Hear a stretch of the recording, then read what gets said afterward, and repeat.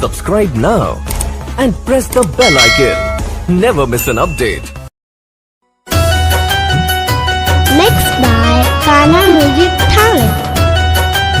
Music by Shams Jamil.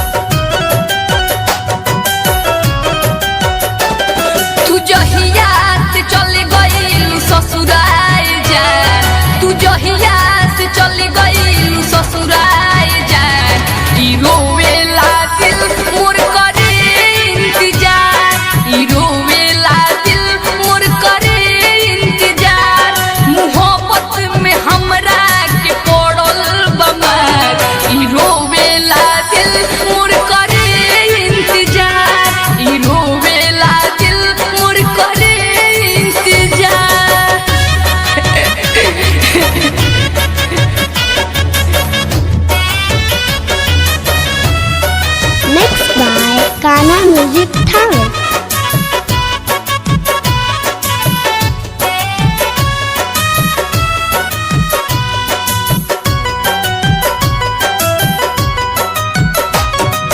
दूसरा किसी जिया को काटे लुमाजा हमरा मोहब्बत में मिला था साजा। हाय दूसरा किसी जिया को काटे लुमाजा हमरा मोहब्बत में मिला था साजा।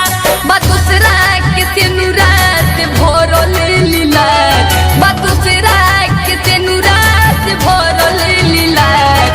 रोवेला दिल मोर करे इंतजार, रोवेला दिल मोर करे इंतजार। ए जान बोलो। Music by Shams Jamil. Mixed by Kana Music Talent.